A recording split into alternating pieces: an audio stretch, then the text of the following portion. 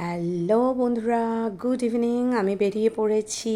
আজকে গণেশ পুজো 7 তারিখ, 7 সেপ্টেম্বর। তো আমি বেরিয়েছি। গণেশ ঠাকুর আমাদের বাড়ির কাছেই পুজো হয়, খুব বড় করে পুজো হয়। তোমরা দেখতেই পাচ্ছ, খুব সুন্দর গেট করে, খুব বড় করে, খুব ভালো লাইটিং এই সমস্ত দিয়ে এই পুজোটা হয়। আর তোমাদেরকে আমি আগের ব্লগেই বলেছিলাম যে আমি তোমাদেরকে গণেশ পুজো তোমাদেরকে দেখাবো। তো সেই জন্য আমি যথারীতি আমার ফোন নিয়ে বেরিয়ে পড়েছিলাম যে না, গণেশ পুজো আমি তুলবো, আমার বন্ধুদেরকে দেখাব। তো পুজোর যেখানে হয়েছে সামনেই ছোট একটা শীতলা মার মন্দির আছে, সেই জন্য আমি এই মন্দিরটাও তোমাদেরকে দেখাচ্ছি। এই মন্দিরটাও খুব সুন্দর, এখানে অনেক দেবদেবীর মূর্তি আছে, মহেশ্বর, শীতলা মা। তারপর মন্দিরটা ছাড়িয়ে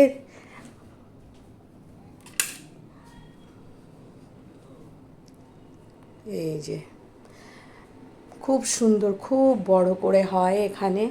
এত ভালো মানে পুজোটা হয়। আগে কিন্তু এতটা বড় করে হতো না। আগেও পুজো আমরা মানে অনেক বছর ধরে দেখছি আমাদের এই জায়গায় গণেশ পুজো হয়। এই বছর কয়েক বছর ধরে খুব বড় করে হয়।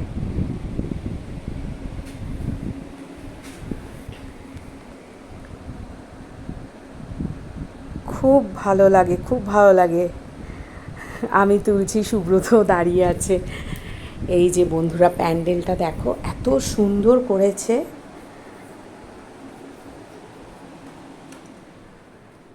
খুব সুন্দর প্যান্ডেলটা করেছে। আর যেদিন আমরা দেখতে গেছি, মানে 7 তারিখেই আমি গেছিলাম, যেদিন পুজোটা ছিল সেদিনই গেছিলাম। তো সেদিন গিয়ে দেখছি যে কত লোকজন, সবাই মানে বেরিয়ে পড়েছে। দেখো কত ভিড়, মানে বেশ ভিড়। আমি তো তাও সত্যি বলতে তোমাদেরকে অত লোকজনের মধ্যে তুলিনি, কারণ আমি তাহলে ভালো করে তোমাদেরকে দেখাতে পারবো না। সেই জন্য অত লোকজনও তুলিনি, কিন্তু কিছু করার নেই, প্যান্ডেলে তো লোক থাকবেই, কাজেই আমি ওইভাবেই তুলেছি। আর এই পুজোর সময়, এই গণেশ পুজোতে অনেক বড় মেলা বসে।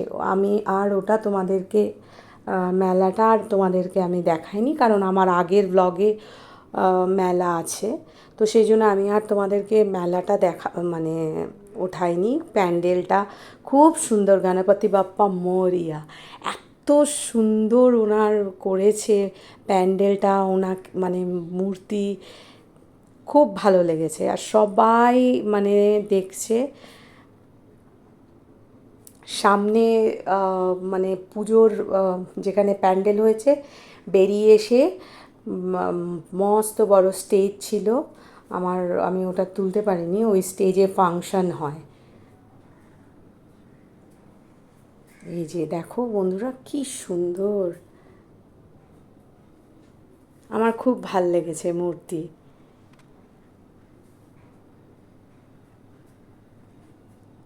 এই পুজোটা আমার বাড়ির থেকে মানে 3 মিনিট, 3 মিনিট একটুখানি গেলেই এই এই বড় পুজোটা। তারপর আরও দুটো পুজো আছে, তো সেগুলো ওরকম মানে এখন গণেশ পুজো সত্যিই চারিদিকে, কলকাতাতেও অনেক জায়গায় গণেশ পুজো খুব বড় করে করে হচ্ছে। আমার শ্বশুরবাড়ি পাড়াতেও অনেক বড় করে গণেশ পুজো হয়। অনেক ওখানের মূর্তি, গণপতি বাপ্পা, ওখানের মূর্তি আরও বড়, খুব বড় মূর্তি।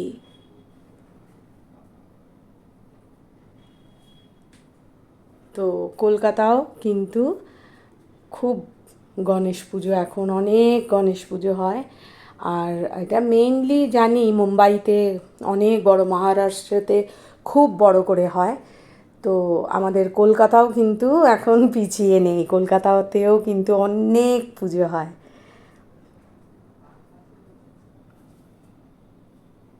দেখেছো কত সুন্দর মূর্তিটা, খুব সুন্দর, আমার খুব ভাল লেগেছে। ঠাকুর মশাই সবাইকে মানে শান্তির চরণামৃত দিচ্ছিলেন। তারপরে আমরা প্রসাদও পেয়েছি, খুব লাকি, প্রসাদও পেয়েছি লাড্ডু। ওনার প্রসাদই হচ্ছে একদম ঘিয়ে, পিওর ঘিয়ের লাড্ডু, খুব সুন্দর। তা ওই প্রসাদও খেলাম আমি সুব্রত। তারপর একটু তোমাদেরকে এগুলো করে তোমাদেরকে এই জন্য দেখাবো বলে সব তুললাম।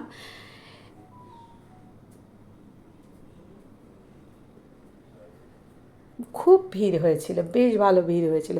আর সত্যি বলতে কলকাতায় এখন এত গরম, পুজোয় যে কী করে বেরোবো আমি সেটাই ভাবছি, খুব গরম।